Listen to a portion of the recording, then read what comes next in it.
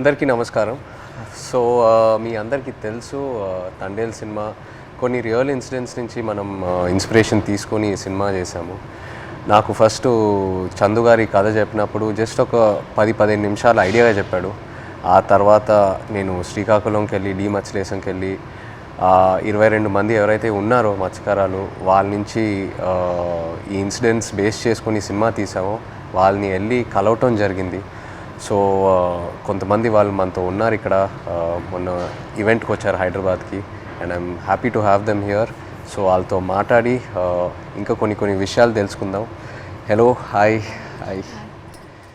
So అప్పుడు నాకు మీరు చెప్పింది ఏంటంటే మామూలుగా మీరు శ్రీకాకుళం నుంచి గుజరాత్ వరకు వెళ్ళి గుజరాత్లో అక్కడ బోట్లు తీసుకొని ఒక 9 నెలలు అలా సముద్రంలో అక్కడే ఏట పూర్తి చేసి మళ్ళీ తిరిగి మత్స్యలేశంకి వస్తారని.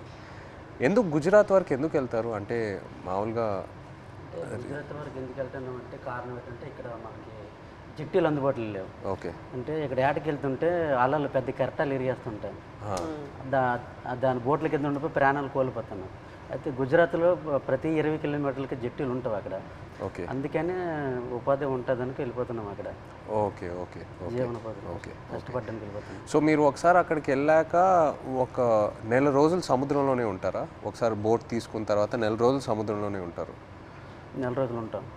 లేకపోతే మీకు కంప్లీట్గా బోట్ డెక్ ఫుల్ అయిన తర్వాత తిరిగి వస్తారా? అది సముద్రంలో ఏటకి వెళ్తాం. చేపలు ఎక్కి పట్టిందంటే 20 రోజులకు వచ్చేస్తుంటాం.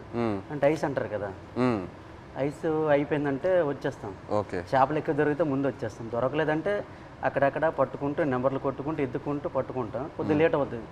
చేపలు దొరికామంటే హ్యాంగ్ వచ్చేస్తుంది జట్టి. ఓకే. అండ్ మీరు అక్కడ సముద్రంలో ఉన్నప్పుడు సెల్ ఫోన్ కనెక్షను, ఇంటోతో మాట్లాడాలనుకున్నా, పిల్లలతో మాట్లాడాలనుకున్నా అలాంటి అవ్వదు. ఏ కనెక్షన్ ఉండదు? అవ్వదు. దగ్గరలో అవ్వద్దు. అంటే గుజరాత్ వేరే వాళ్ళు ఉంది కదా పోలవరం దగ్గర, దాని నెంబర్ కొడతాం. ఒక 200 కిలోమీటర్లు ఉందనుకో, ఆ స్టీరింగ్ పట్టుకుంటూ వస్తాం. దగ్గరలో ఒక 20-30 కిలోమీటర్లు టవర్ వస్తుంది మాకు. అప్పుడు పైన స్లాబ్ మీదకి వెళ్ళడం, చూడడం, టవర్ రావడం, మాట్లాడడం. ఒక్కొక్కసారి కట్ అయిపోద్ది, 2 ముక్కలు మాట్లాడడం, మళ్ళీ చేయడం, అలా ప్రయత్నిస్తుంటాం. అలాగా. ఓకే. బాగున్నారా?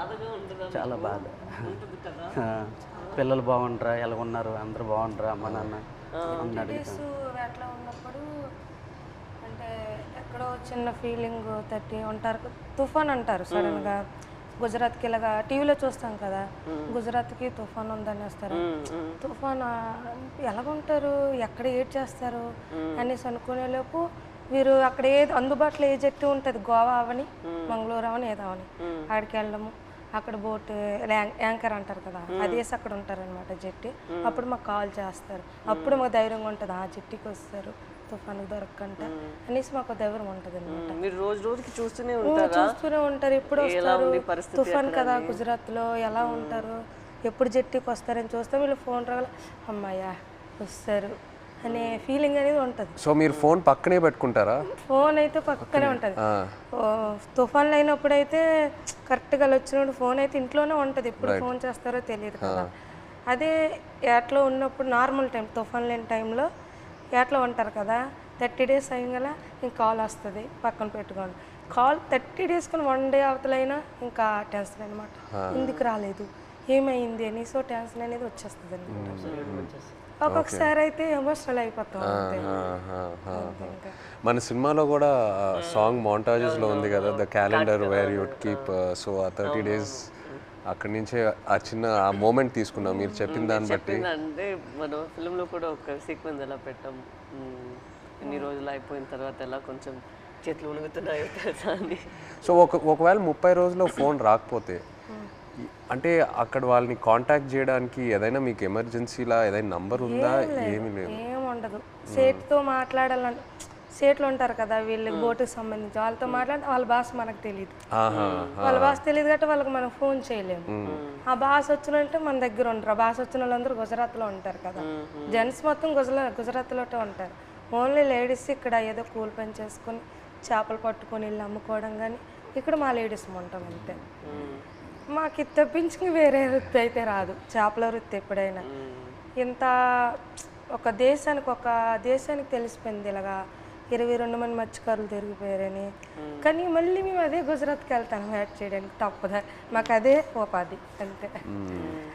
మీకు ఎలా తెలిసింది ఆ రోజు ఎలా వాళ్ళు అక్కడ దొరికిపోయారు అనేది? నేను 7 మంత్ ప్రెగ్నెంట్ పాప అప్పుడు కడుపులో ఉంది. కూర్చున్న అలా ఫోన్ వస్తుంది, 29 days అయింది అప్పటికి. ఫోన్ వస్తుందని ఇలాగే కూర్చున్నా, మా పెద్ద పాప పక్కన పెట్టుకొని. మా అమ్మకి కానీ చెప్తానని, మీ అల్లుడు వస్తారు ఇలాగ యాడ్ నుంచి ఫోన్ చేస్తారమ్మా చెప్పిన తర్వాత సరేలేని కూర్చున్నాను. ఫోన్ రాలే. ఉదయం మార్నింగ్ 10 అయింది, వేరే వాళ్ళు ఫోన్ చేశారనమాట నా మొబైల్కి, ఇలాగా మీ ఆయన పాకిస్తాన్కి దొరికిపోయారట అనేసి. వేరే వాళ్ళంటే ఎవరు ఫోన్ చేశారు? అదే గుజరాత్ నుంచి, మా ఊరు నుంచి వలస వెళ్ళారు కదా, అక్కడి నుంచో ఒక బోటు జట్టికి వచ్చింది. వీళ్ళు దొరికిపోవడం చూసిన బోట్ అది, కలర్ చూసారు ఆ బోటులో ఉన్నోళ్ళు, మీ ఆయనకి పాకిస్తాన్లో పట్టుకుని వెళ్ళిపోయారు అని చూసిన వాళ్ళు నాకు వచ్చి ఫోన్ చేసి చెప్పారు. ఓకే. చెప్పిన తర్వాత అవును అన్నట్టు అసలు ఏడుపు కూడా రాలేదు, అలా కన్నీళ్ళు ఇంకిపోయేవి. ఎలాగా పాకిస్తాన్ అంటే మామూలుగా చిన్నప్పటి నుంచి పాకిస్తాన్ అంటే ఏదో భయం మాకు అనమాట. చిన్నప్పటి నుంచి పాకిస్తాన్కి మనకి యుద్ధాలు ఏదో వినేవారు, అలాంటప్పుడు పాకిస్తాన్ అంటే భయం మనకి. అలాంటిది పాకిస్తాన్కి దొరికిపోవడం ఏంటి, ఏం చేస్తారు ఏమో, చంపేస్తారేమో, ఉగ్రవాదులకి గట్రా పేల్చుకోవడం చంపేయడం విన్నాం కదా, ఏమో చంపేస్తారేమో నీటిలో ఉండే అదో టెన్షను.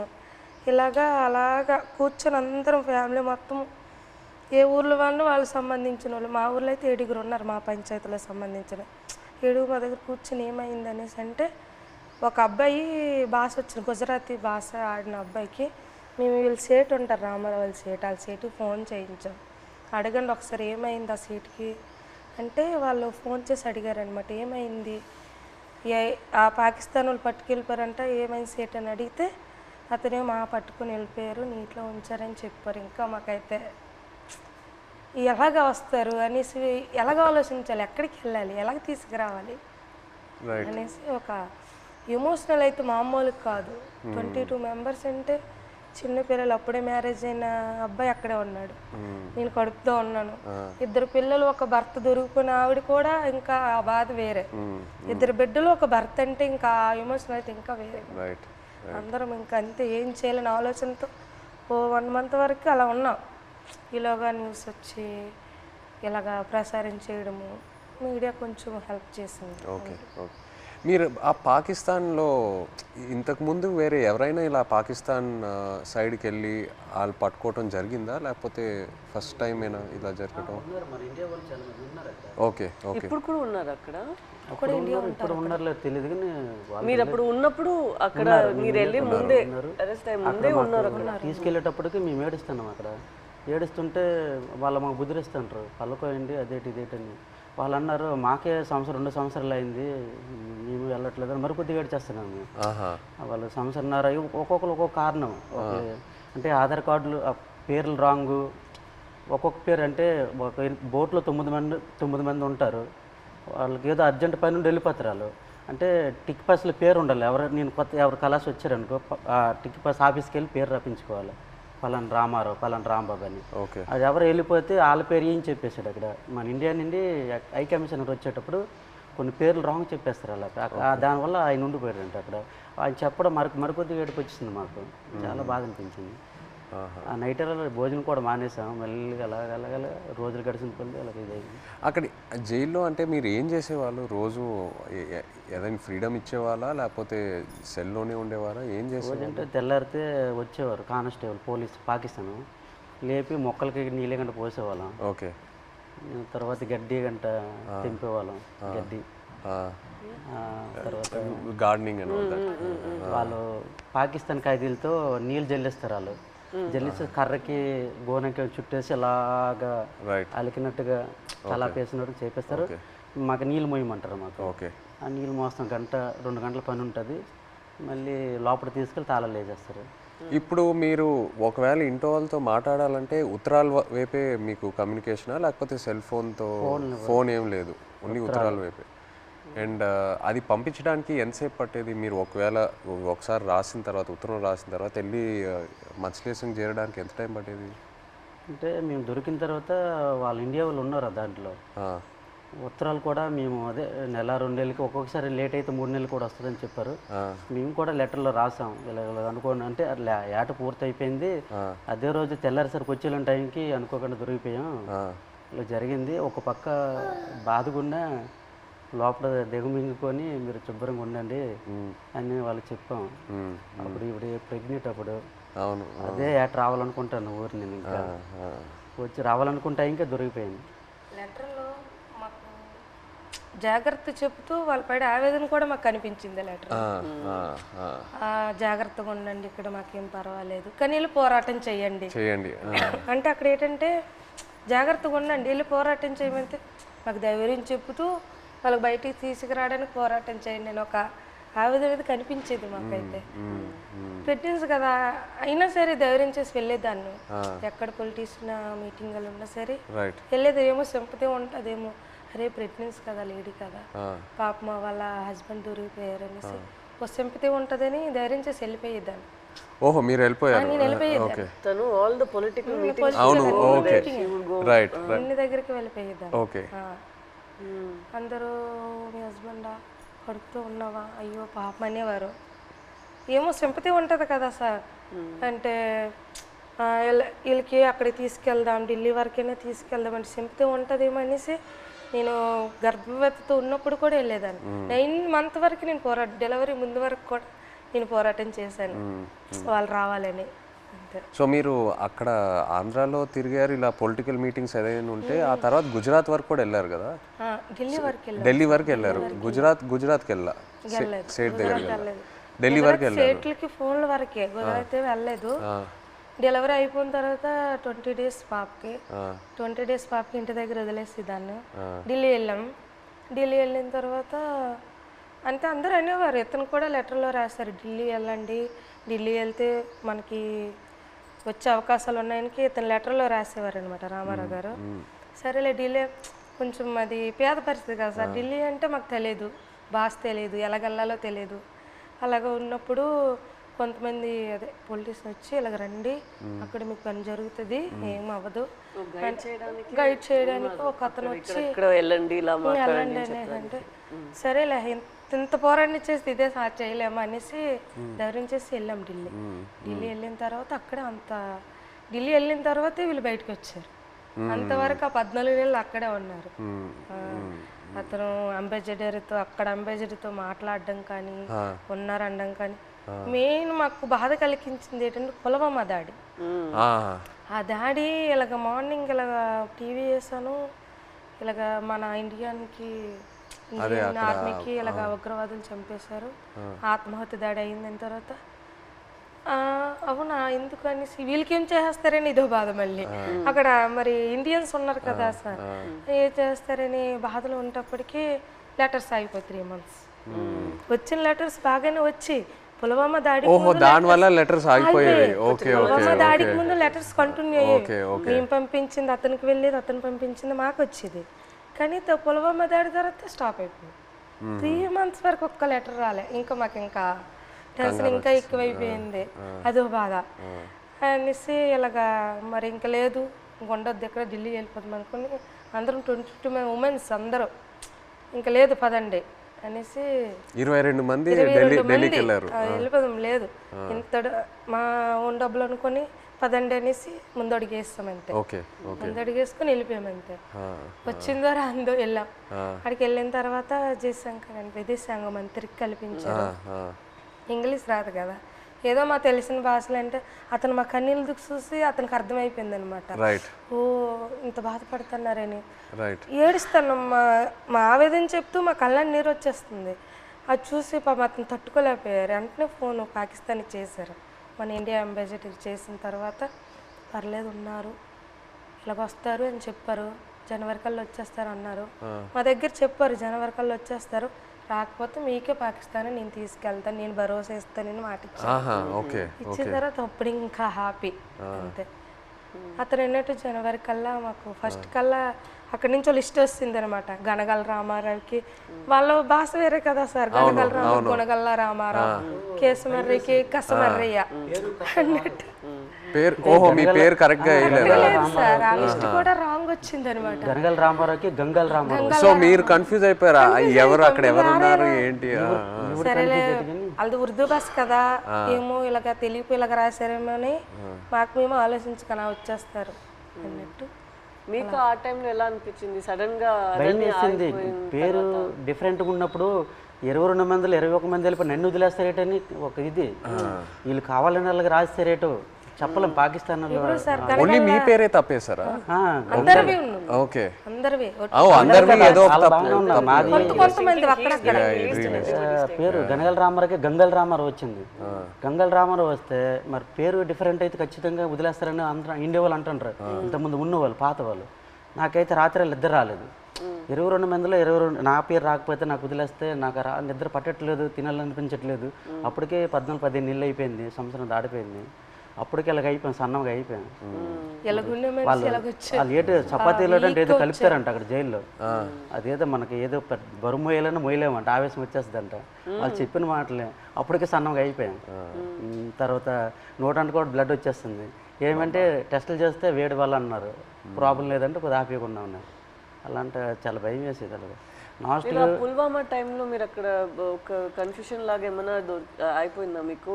అయిపోయింది మరి. ఏదో వేరే సెల్లో పెట్టేవారంట అక్కడ, ఏదైనా బయట ప్రమాదం ఏదైనా జరిగితే. అంటే బీహార్ జైల్లో ఒక పాకిస్తాన్ ఖైదీకి ఇండియా వాడు చంపేశారని తెలిసింది మాకు. అక్కడ జైల్లో టీవీ ఉంది మాకు చూస్తుండగా. చంపేస్తే మాకు తెలీదు, మాకు 4 రూమ్లో అందరికి ఒక్క రూమ్లో బంధించేస్తుంటారు. బ్యాగులకి నైన్గా పట్టుకొని ఒక రూమ్లో తీసుకెళ్ళి ఇంకోటి బాంబు వేసేస్తారు, మనం చంపేస్తారని అంటే ఇంకొకడు. చాలా భయం వేసేస్తుంది. అప్పుడు ఇంకో అందులో 2 కానిస్టేబుల్ ఉంటారు కదా కొందరు పాకిస్తాన్ వాళ్ళు, ఆయన లేదు అక్కడ మీ ఇండియా కూడా మా పాకిస్తాన్ ఖైదీ చంపేశాడు కదా, ఇక్కడ మీ వాళ్ళకి ఏం జరగకంటే మీరు అందరికి ఒక రూమ్లో పెడతాను, మీరు జడవద్దని చెప్పాడు. అప్పుడు కొద్దిగా ఊపిరి పీల్చుకున్నాం. అలా జరిగింది. అండ్ మీకు జైల్లో ఇప్పుడు డబ్బుల్లా ఇప్పుడు ఈ ఉత్తరాలు పంపించడానికి ఆ అమౌంట్ ఎలా మీకు వచ్చేది? పెన్నుల మీద పేర్లు చేస్తాను నేను, ఒక్కొక్కరు ఒక్కొక్క పని నేర్చుకున్నాం. నాకైతే 2 వారాలు పట్టింది టైం. ఓకే. ఇప్పుడు నాకు చైతన్య పెన్ను ఉంటుంది, పైన దారంతో నాకు చైతన్య పేరు వచ్చేస్తుంది. కింద సాయిపల్లి అంటే ఒక పెన్ను మీద 2 పేర్లు రాస్తే 2 పేర్లకు 200 ఇస్తారు. ఒక పేరు అయితే 100 రూపాయలు ఇస్తారు. అలాగే రోజుకి 5-6 పెన్నులు అలా చేసేవాడిని. ఆ పెన్నులు వాళ్ళకి ఇస్తే ఖైదీ లేట్ చేస్తారు, వాళ్ళకి బెయిల్ మీద వెళ్తారు కదా కోర్టుకి, వాళ్ళ ఫ్యామిలీకి ఇస్తారు కదా. ఆ డబ్బులతోటి మేము ఏంటంటే అప్పుడప్పుడు ఏదో గుడ్లు తెచ్చుకుంటాం కానీ మాంసం కానీ తినడం కానీ. 22 మందికి మరి మెయిన్ లీడర్ని కదా, వాళ్ళ గెడ్డలకు కానీ వాళ్ళ రింకిలకు కానీ బిస్కెట్లకు కానీ ముసలి వాళ్ళకి తెలియదు కదా, వాళ్ళకి డబ్బులు ఇచ్చేవాడిని గెడ్డలకి. సో ఒక్కో ఉత్తరం పంపించడానికి ఎంత అయ్యేది మీకు? అంటే ఒక 200-300-500 అంటే మా డబ్బులు ఉండవని తెలిసి ఏవో ఖర్చులు మట్టుకు పనులు చేస్తుంటాం. వాళ్ళకి ఇచ్చి అలాగే. నేను ఎన్ని పేజీలు రాయొచ్చు ఒకసారి? ఎన్ని పేజీలు పంపించచ్చు ఉత్తరం? అంటే వైట్ పేపర్ మీద రాసి లోపల కవర్లో పెడతాం మేము. మినిమం రెండు పేపర్లు 22 మంది 2 పేపర్లో రాసి పంపించాలి. అంటే ఒక్కో ఇద్దరేసిది ఒక్కో ఉత్తరం ఉంటుంది. 22 మంది ఎవరిదా ఇద్దరు జాయింట్ పడేవాళ్ళం. ఓకే. ఇంకా డబ్బులు లేనప్పుడు సర్దుకుంటేవాళ్ళం. అలాగే ఇటు పెట్టి అలాగే అడ్జస్ట్మెంట్ అయ్యేవాళ్ళం. మీరు ఒక్కొక్కరికి ఈ ట్రిప్ అయితే నువ్వు లెటర్ పంపిస్తే నెక్స్ట్ ట్రిప్ నేను పంపుతాను. మళ్ళీ మాకు కాంప్రమైజ్ అయ్యి అడ్జస్ట్ చేసుకునేవాళ్ళం. ఓకే. అండ్ మీ పాప ఫోటో ఫస్ట్ టైం ఎలా చూసారు అక్కడ? అంటే పేపర్లో కటింగ్ చేసి ఉత్తరాలు పెట్టేసి పంపించారు ఆవిడ. అంటే అక్కడ ఏమేం జరుగుతుందన్నా ఊర్లో? ఓకే. పెట్టారు, పెట్టేసి పంపించేదాన్ని. అది చూసి అందులో చూసారు వాళ్ళ పాప. మీరు కావాలని అలా ఫోటో పెట్టారా? అంటే ఫోటో కావాలని కాదు, చూడు ఇలాగ ధర్నా చేస్తున్నాం, మీరు భయపడకండి, ధైర్యంగా ఉండండి, మీకు తీసుకొచ్చే బాధ్యత మాదనేసి ఒక ధైర్యం చెబుతూ ఒక లెటర్ రాసేవారు. ఇక్కడ మేము భయపడే వాళ్ళకి భయపెట్టిస్తే వాళ్ళు ఇంకా భయపెట్టేస్తారు కదా అనేసి ఒక పోరాటం చేస్తాను, మీరు జడకండి ధర్నాలు చేస్తాను అనుకుని పాప ఫోటో కట్ చేసి పెట్టేసి పంపించారు. జైల్లో అయితే చాలా బాధ. అంటే ఆ పాకిస్తాన్ ఖైదీలకి పడుకుని పెట్టి చెట్ట పైకి ఎత్తేసి పట్టుకొని పెద్ద బెల్ట్ ఉంటుంది, ఇలాగ బాధేసేవారు. అమ్మో సచ్చాను బావ సచ్చాను అంటే మేమేంటి మనకి అలాగ కొట్టేస్తారని మేము జడిసిపోయాం. ఈ చెట్ట పైకి ఎత్తేసేవారు, చేయలాగా సాపేసేవారు. కింద పడుకుని పెద్ద బెల్ట్ ఉంటుంది కర్ర పట్టుకొని ఇలా తిడ్డ ఉంటుంది అలా ఉంటుంది. ఆ బెల్ట్లో అలా కొడుతూ అమ్మో సచ్చాను 10 దెబ్బలు అంటే అలాంటివి. మనకి ఇండియా వాళ్ళు కూడా అలాగే కొడతాను జడిసిపోయాం. ఫస్ట్లో మేము వెళ్ళేటప్పటికి మొక్కలకి నీళ్ళు పోస్తుంటాం కదా, ఆ పక్కన వాళ్ళకి అది ఏం చేసాడో మనకు తెలీదు. అలా కొడుతుంటే అలాగే మనకి కూడా కొట్టేస్తారని భయం వేస్తుంది ఫస్ట్లో. వాళ్ళు అన్నారు మీకు ఇలాగ కొట్టరు, మీరు ఇంకా ఒకసారి 2 సార్లు తప్పులు చేస్తే మీకు కొడతారు. తప్పులు అంటే జైల్లో కానీ మా 22 మందిలో కానీ, ఇంకా గుజరాత్లో ఉన్నారు ఇండియా వాళ్ళు కదా, ఏ బాత్రూమ్ దగ్గర కానీ బట్టలు ఉతుక్కున్నప్పుడు కానీ మనలో మనం కొట్టుకుంటే ఒకసారి కుదిరేసి రెండోసారికి గడికి ఒక మనిషి 3 తప్పులు చేస్తే మీకు కూడా అలాగే పడుతుంది. అంటే అప్పటి నుంచి గొడవలు కూడా అదే బాత్రూమ్ దగ్గర అలాగే అడ్జస్ట్మెంట్ అయిపోవాలి మేము. అలాగే అలా కొట్టేస్తారు రిటర్న్. మీరు ఒక్కొక్కరికి ఎలా సమాధానం చెప్తారు అక్కడ ఎన్ని రోజులు ఉన్నప్పుడు? ఎలా మీరు సమాధానం ఏంటి, తిట్టేవారు కూడా 22 మంది ఉన్నాం, నీ వల్లేని ఇలా ఇలా జరిగింది, మా డ్రైవర్లు కూడా నీ వెంట వచ్చారు.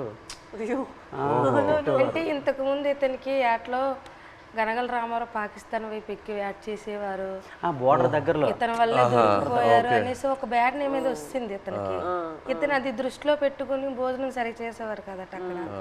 పెళ్ళి అవన్న కుర్రోలు కూడా ఉన్నారు కదా, నాకు పెళ్ళి అవ్వకుండా కూడా మీరు చేస్తారు, మీ నిండా మేము దొరికిపోయాం అని అనేవారు. ఒక బాధలో ఉండేది.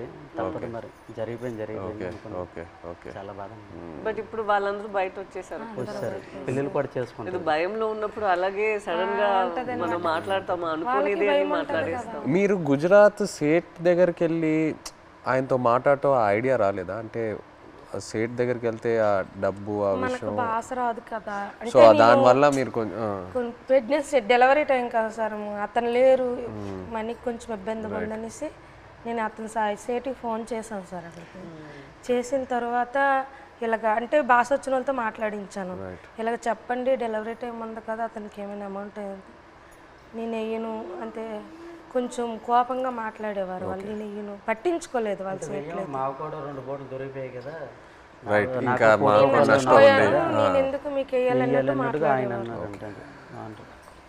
ఇప్పుడు మీరు ఇలా ఒక పరిస్థితి రాలేదంటే కూడా మీకు చాలా కష్టాలు వస్తూనే ఉంటాయి కదా, మీకు రోజుకి ఇలా మీరు చెప్పినట్టు ఎలా తుఫాన్ వస్తుంది దాన్ని మీరు చూస్తూనే ఉండాలి కదా. తుఫాన్ వచ్చింది, అక్కడ చేస్తుండగా తుఫాన్ వచ్చింది, తర్వాత యాంటీ అని వైర్లెస్ మాకు పిడికి పడ్డా తిరిగిపోయింది, చాలా ఇబ్బంది పడ్డాం. తర్వాత బోటు మొత్తం నీరు అయిపోయింది, చాలా ఎదుర్కొన్నాం అన్నీ. ఒక్కొక్కసారి బోట్లు మునిగిపోతున్న టైంలో పక్కన బోట్ వచ్చి మనుషులకు కాపాడేవారు, బోట్ మాత్రం మునిగిపోయేది. కానీ అక్కడ పక్కన బోట్ లేకపోతే ప్రాణాలు కూడా కోల్పోతారు. అలాంటి పరిస్థితి ఇదని వాళ్ళు చెప్పినప్పుడు మీరు మీ ఆయన దగ్గర అడగలేదా, మీరు ఎందుకు ఈ పని చేస్తున్నారు, మాతోనే ఉండండి, ఇక్కడే ఏమైనా పని చేయండి, మీరు అట్లా ఏం అడగలేదా? లేదు మేడం, అలాంటి ఉపాధి అక్కడ లేదు, మా సైడ్ లేదు. అక్కడికి వెళ్తేనే మాకు మేము అంటే ఇక్కడ రూపాయి వేస్తే అక్కడ 2 రూపాయలు లేదు. ఇక్కడ నెలనోలే లైక్ ల్యాండ్ ఇట్ సెల్ఫ్ వేరే ఏమైనా ఒక పని మనం చేసుకోవాలి కదా, ఇంత రిస్కీగా ఎందుకు? చాలా మంది డిగ్రీ ఇవన్నీ చదువుకుని ఉన్నారు చాలా మంది, చేసిన వాళ్ళు కానీ జాబులు రావట్లేదు. మంచిగా ఎస్టీ జాబితాలో ఏదో చేరిస్తే మాకు జాబులు వస్తామని అంటారు, కానీ చదువుకున్న జాబులు రావట్లేదు. అందుకే ఎక్కువ వలసలు వెళ్ళిపోతారు. చాలామంది చదువుకున్న వాళ్ళు కూడా వెళ్ళిపోతుంటారు. వీళ్ళ అబ్బాయి కూడా చదువుకుంటారు. చాలామంది డిగ్రీలు ఇంటర్లు చదువుకున్న జాబులు రాక వెళ్ళిపోతుంటారు. మా మధ్యకి ఎస్టీ జాబితాలు చేరిస్తేనే ఆ జాబులు వస్తావంటే దానికోసం ప్రయత్నిస్తాను, కానీ ఇక ఎవరు సరిగ్గా పట్టించుకోవట్లేదు. ఎందుకు మాకు జాబులు రావట్లేదు అర్థం కావట్లేదు. సో మీరు శ్రీకాకుళం నుంచి లెటర్స్ పంపిద్దాం అనుకున్నారు కదా పాకిస్తాన్కి, అప్పుడు జైల్లో ఉన్నప్పుడు. అప్పుడు ఇక్కడి నుంచి లెటర్లు పంపించడానికి ఏదైనా ఇబ్బంది ఉండిందా? ఇబ్బంది ఉంది. ఇక్కడ నుంచి లెటర్స్ అంటే వాళ్ళు అడ్రస్ రాశారనమాట, ఇలా పంపించండి, టు అడ్రస్ ఫ్రమ్ అడ్రస్ అన్నట్టు ఉంటుంది, ఇలా పంపించండి అని రాశారు. అలాగే మేము పోస్ట్ ఆఫీస్కి వెళ్ళి ఇలాగ రాస్తే పాకిస్తాన్ రాస్తే వాళ్ళు చదివారు, పాకిస్తాన్ ఏంటి, పాకిస్తాన్కి మీకేం సంబంధం, మీరు పాకిస్తాన్కి లెటర్ వేయడం ఏంటి, ఇలాగ అడిగేవారు అనమాట. చాలా ఇబ్బంది పెట్టేశారు.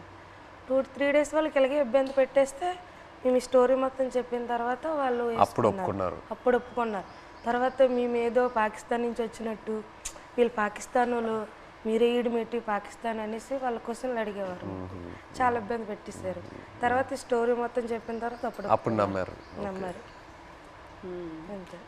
మీ ఫ్యామిలీ ఎవరు చెప్పలేదా మీకు ఇలా చేపలు పట్టుకున్న వాళ్ళని పెళ్లి చేసుకోకూడదు, ఇలాగే ఉంటుంది మీకు, ఇదన్నీ ఎందుకు, లేదంటే ఎందుకు లవ్లో పడుతున్నారు మీరు ఇలా రిస్కీ లైఫ్లో ఉన్న వాళ్ళతో, అలా ఏమి ఎవరు చెప్పలేదా? ఏదండి అదే మీరు ఎవరు చెప్పలేదా? అమ్మ నాన్న వాళ్ళు ఎవరు లేదు, ఇక్కడ ఉన్న వాళ్ళే చెప్పినా అవి లవ్లో ఉంటాం కదా, అవి కనిపించదు అనమాట. అంతే, లవ్లో ఉంటే అతనే కావాలన్నట్టు ఉంటది అంతే. ఎంత రిస్క్ అయినా పర్లేదు ఇలాగే ఉండిపోతుంది. అతనే కావాలి. మన తండేల్లో సత్య అండ్ రాజు లాగే ఒక రకంగా. సార్ ఇప్పుడు మేము పాకిస్తాన్ దొరికి భారతదేశం మొత్తం తెలుసు కదా, ఈ కథ తీయాలని మీకు ఎలాగనిపించింది? మా ఇంటికి రావడం, తినడం, చేయడం చాలా హ్యాపీ అనిపించింది. మీకు ఎలాగ ఆలోచన వచ్చింది తీయాలని? ఎంతమందికి తెలుసు కదా, చాలామంది ఉన్నారు, ఎవరికి రాని ఆలోచన మీకు ఎలాగొచ్చింది? లేదు, చాలా అంటే ఫస్ట్ నాకు చందు ఈ కథ చెప్పిన తర్వాత కార్తిక్ వచ్చి నాకు ఈ ఐడియా చెప్పాడు. ఆ తర్వాత చందు నాకు నేను సినిమాలో ఇలా ఇలా ఒక స్క్రీన్ ప్లే ఇలా తీద్దాం అనుకున్నాను చెప్పిన తర్వాత బాగా ఎక్సైట్ అయ్యా. వెంటనే మనం శ్రీకాకుళంకి వెళ్ళి మత్స్యలేశంకి వెళ్ళి అందరినీ కలుద్దాము, అక్కడ వాళ్ళని కలిస్తే నాకు ఇంకా మంచి ఐడియాస్ వస్తాయని చెప్పి అక్కడ వచ్చి మీతో ఆ రోజు స్పెండ్ చేయడం జరిగింది. ఆ తర్వాత వైజాగ్కి వెళ్ళి పోర్ట్లో మళ్ళీ సముద్రంలోకి వెళ్ళటం అదంతా జరిగింది. కానీ మిమ్మల్ని వచ్చి కలిసాక నాకు అర్థమైంది ఈ క్యారెక్టర్లో, ఈ కథలో ఇంకా ఎన్ని లేయర్స్ ఉన్నాయి, ఎన్ని కష్టాలు ఉన్నాయి, ఎన్ని హై పాయింట్స్, ఇన్స్పైరింగ్ ఎలిమెంట్స్ ఎన్నో ఉన్నాయని. సో ఇప్పుడు తండేలు అంటే దాని మీనింగ్ ముందే మీకు తెలుసా? కార్తిక్ చెప్పి లేదు, తండేలు అంటే అంతకుముందు తెలీదు. తండేలు అంటే మనకి ఈ బోట్ క్యాప్టెన్ లీడర్ అనేది ఒకసారి నాకు కథలోకి వచ్చాకే తెలిసింది, అంతకుముందు తెలియదు. మాకు అక్కడ తండేలు అంటారు గుజరాత్లో. అదే వాండర్లో మాకు తండేలు అంటే చిప్పి నడిపించే వారిని తండేలు అంటారు అక్కడ. అందుకే ట్రైలర్లో కూడా డైలాగ్ వేసాం, తండేలు అంటే ఓనరా కాదు, లీడర్. చాలా బాగా వచ్చింది సార్. అయితే సార్ అక్కడ ఎంత బాధపడ్డామో అంత హ్యాపీగా ఉంది ఈరోజు. ఎందుకంటే అది ఒక జీవితంలో గుర్తుండిపోద్ది అలాగా మా రియల్ స్టోరీ. ఇప్పుడు మేడం మీకు అంటే మేమైతే రియల్గా అన్నీ మా బాధలన్నీ తెలుసు మాకు, మేము పడే ఆవేదన. కానీ మీకు ఎప్పుడైనా షూటింగ్లో ఒక సీన్ చెప్పినప్పుడు, అదే ఎమోషనల్ సీన్ చెప్పినప్పుడు కానీ ఆ సీన్కి ఎప్పుడైనా మీరు ఎమోషనల్ అయ్యారా? అరే వీళ్ళు ఎంత బాధపడ్డారు అన్నట్టు మీకు ఎప్పుడైనా అనిపించిందా? మాకు మీ వే ఆఫ్ లైఫ్ రోజు రోజు మీరు ఎలా గడుపుతున్నారో అదే నాకు ఒక పెద్ద ఆశ్చర్యం. మీరు ఎలా చెప్తారు, నేను రోజుకి తుఫాన్ అక్కడ వస్తుందా, ఏమవుతుంది అని ఒక రోజుకి ఎలా మీరు గడపగలుగుతారు? నెక్స్ట్ రోజు లేచి అది నిజ లైఫ్లో నేను అది చేయగలుగుతాను అంత నాలో ఆ శక్తి ఉందని నాకు తెలీదు. సో ఒక్కొక్కసారి అలా చేసినప్పుడు మనం ఫిల్మ్లో నాకు ఈ ఆలోచనే వస్తుంది, వీళ్ళకి ఎక్కడి నుంచి ఆ ధైర్యం వస్తుంది? ఎందుకంటే నార్మల్గానే మనం అందరికీ ఇలా ఒక పరిస్థితి వస్తుంది అని మనకు తెలీదు. అక్కడ అలా ఉన్నప్పుడు మనం ఎక్కడ వెళ్ళాలి, ఎక్కడి నుంచి షురూ చేయాలి, అక్కడి దాకా వెళ్ళాలి, వాళ్ళని ఎలా బయట తీసుకురావాలి అనేది ఒక పెద్ద మనమే మన లోపల చెప్పాలి, లేదు ఇది అయిపోతుంది మన అలా ఈ థాట్ని వదలకూడదు మధ్యలో. సో అది మీరు అందరూ ఎలా చేశారు అని ఆ థాటే నాకు ఉంది. నాకేం కష్టం అనిపించట్లేదు, బట్ మీరందరూ ఎంత కష్టం తీసుకున్నారో అదే నాకు ఆశ్చర్యం వచ్చింది అంతే. ఏ సీన్కి ఎమోషనల్ అయ్యారా మీరు? సీన్ చెప్తారు కదా ఎలాగ ఉంటుంది మూమెంట్స్, అండ్ ఏ డైలాగ్ ఎమోషనల్ అయ్యారా చెప్పేటప్పుడు అనేసి? మనం కొన్ని విషయాల్లో మీరు చెప్తున్న దాంట్లో నుంచి తీసుకున్నాము, కొన్ని విషయాల్లో మనమే ఒక డ్రామా లాగా తీసాము. సో ఆ డ్రామాలో ఎక్కడ నేను లేని సీన్స్ కొన్ని ఉన్నాయా, అక్కడ నాకు చాలా బాధ అనిపించింది. నా సీన్స్ ఏముందో అది వేరొక డ్రామాలో వెళ్తుంది, బట్ నిజంగానే ఒక రోజుకి ఎలా వాళ్ళు ఏం జీవిస్తున్నారో కొన్ని క్యారెక్టర్స్ ఉన్నారు, వాళ్ళకి జరిగిన పని, వాళ్ళు చెప్తున్న మాటలన్నీ విన్నప్పుడు నాకు అప్పుడు బాధ అనిపించింది. నాది కన్నా వాళ్ళది నేను విని చాలా బాధపడ్డాను. మీరు ఢిల్లీ వెళ్ళటం ఆ ఎపిసోడ్స్ మీరు నాకు శ్రీకాకుళంలో చెప్పినప్పుడు బాగా ఎమోషనల్గా అనిపించినాయి. మీరు ఢిల్లీకి వెళ్ళి ఎలా పోరాడారో అక్కడ. అండ్ అది కాకుండా ఇంకోటి నాకు చెప్పారు, సముద్రంలో ఉన్నప్పుడు ఒక పెద్ద షిప్ వచ్చి మీది ఒక చిన్న బోట్ అలా కొట్టుకొని అలా వెళ్ళిపోయింది కదా, అది చెప్పినప్పుడు నాకు నిజంగా చాలా ఆశ్చర్యంగా అనిపించింది. కొట్టుకొని పోయి అసలు ఆగలేదు కదా, కొట్టుకొని అలా వెళ్ళిపోయారు కదా. పెద్దది కదా. మీరందరూ అందరూ they like one community, so United. And I think మీలో ఉన్న శక్తి మీరందరూ కలిసి ఒకేలాగా ఉన్నారు కదా, లైక్ వన్ ఫ్యామిలీ. ఒక ఫ్యామిలీ అర్థమైంది, బట్ మీరు అందరి ఒకే ఫ్యామిలీ కదా. సో ఒక్కరికి ఇది జరిగిందంటే అందరికి అది జరిగినట్టే. ఏ ఫ్యామిలీకి అలా జరగకూడదు. మా ఫ్యామిలీలో ఒకేసారి దొరికిపోవడం అంటే చాలా బాధాకర విషయం. నేను డ్రైవర్ మెయిన్ తండ్రి కనుక ఆ లైన్కి బోటప్ చెప్పినట్టు మా బావగారు, తర్వాత మా ఎర్రీకి బామ్మర్దే అంటే అన్నయ్య, నేను బోట్ ఆఫ్ చెప్పాను. ఈ బోట్ ఆఫ్ చెప్పిన ఓనర్లు అంతా నా వెనక పంపించారు. ఈ రామారావు ఎక్కి చేపలు పడతాడు, ఈ నేతను వెనకెతలు వెళ్ళండి చేపలు ఎక్కి దొరికితే అనుకుని నాకు వెనకాల పంపించడం, దొరికిపోవడం చాలా బాధాకరం అనిపిస్తుంది. ఇలా జరుగుతుంది అనుకోలేదు. సో లాస్ట్ క్వశ్చన్ అంటే తండేల్ 2 ఉందా? మీరు ఆ రోజు ఈవెంట్లో ఏదో జోక్ వేశారు కదా, చెప్పండి. ఇంకోసారి పాకిస్తాన్కి దొరకాలి, అప్పుడు స్టోరీ అంటే ఒక కోరిక తండేల్ 2 ఉంటే ఖచ్చితంగా ఒక తమ్ముడుగా యాక్టింగ్ చేయాలని ఓకే రైట్. కోరిక మటుకు నెరవేర్చాలి. అయితే పాకిస్తాన్ దొరికిపోవడం దొరకవు ఈసారి. మీరు ఇంకా ఢిల్లీ అంతా వెళ్ళరా? తిరిగే శక్తి బోల్డ్ కథ ఉంది. ఇంకా అక్కడ వచ్చేసరికి ఇంకా ఇక్కడ ట్రావెల్ పడ్డాం. రైటర్ ఒక సంవత్సరం పాటు మేము వెనకాల ట్రావెల్, ప్రతిదీ తిన్నా ఏం చేశారు ఏమిటి అనేది ఒక సంవత్సరం పాటు ఫోన్ కాల్. అదే ఇక్కడ పాకిస్తాన్ వచ్చేసరికి ఇక్కడ అప్పటికి 7 సంవత్సరాలు అవుతుంది. ఇప్పుడు చాలా ఉన్నాయి కదా, ఇంకా ఇక్కడ తండేల్ 2లో కూడా ఇంకా బోల్డ్ కథ ఉంటుంది. కానీ ఈసారి ఫైట్ చేయాలంటున్నారు కదా మీరు వెళ్ళి అక్కడ నుండి ఇక్కడికి వచ్చేసరికి నేనేం చేశాను ఇంకా బోల్డ్ అని ఇంకా స్టోరీ ఉంది. ఇంకా ఖచ్చితంగా ఇది చెప్పండి మాకు. జీవితంలో ఇది గుర్తుండిపోతుంది. నచ్చిన విషయం ఏంటంటే సార్ మీరు ఉన్నారు కదా, ఆ డ్రెస్సింగ్ స్టైల్ కానీ ఎప్పుడు మీకు ఏ సినిమాలో అలా చూడలేదు. ఆ చినిగిపోయిన సెట్ కానీ ఆ డ్రెస్సింగ్ స్టైల్ కానీ అనకాపల్లిలో ఒక షూటింగ్ ఉంది కదా, అక్కడికి వచ్చాము. అక్కడ చూసి నేను షాక్ అయిపోయాను. అదే ఏ సినిమాలో చూడలే అసలు. అలా ఇమిడిపోయారు సార్ మీరైతే.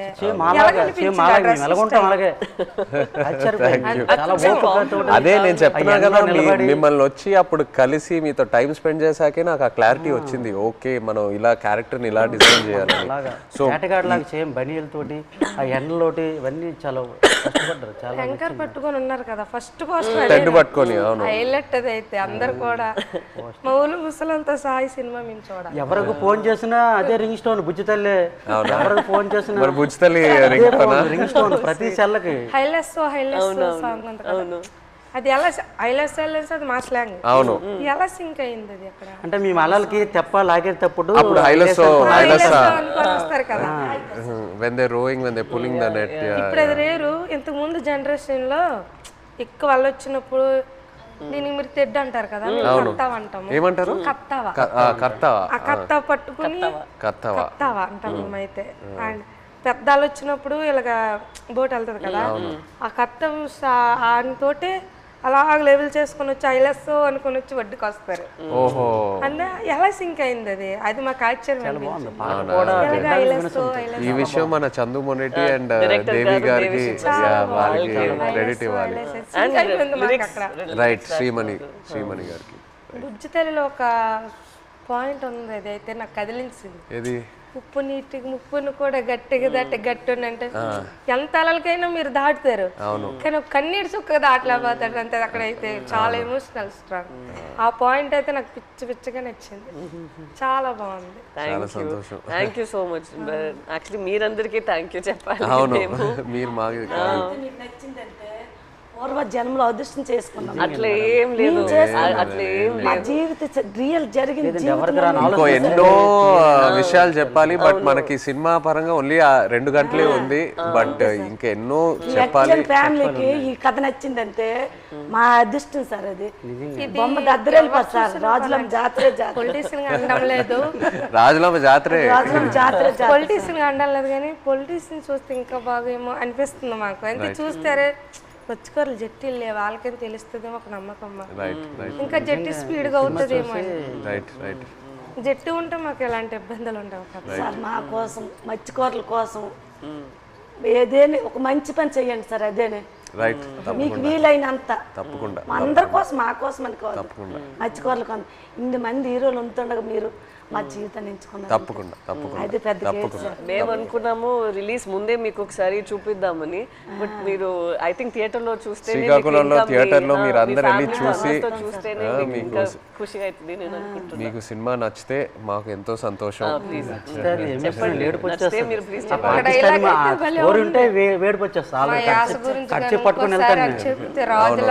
అది మిమ్మల్ని మైండ్ లో పెట్టుకొని చేస్తాం. అవునా? జరిగింది. ఇప్పుడు మేము చేపలు సార్, మా యాస వేరే ఉంటుంది. వాళ్ళు అక్కడ ఉంటుందిరా అనడానికి అక్కడ ఉంటుందిరా అనేసి మా భాష వేరే ఉంటుంది. ఒక సిటీ వెళ్ళామనుకో మా భాష విని అరే చేపలు వాళ్ళరా అంటారు. కొంతమంది మీ చేపలు ఇలా అంటారు, కొంతమంది అంటే అంటారు అనడానికి మాకు అలాగ రాదు.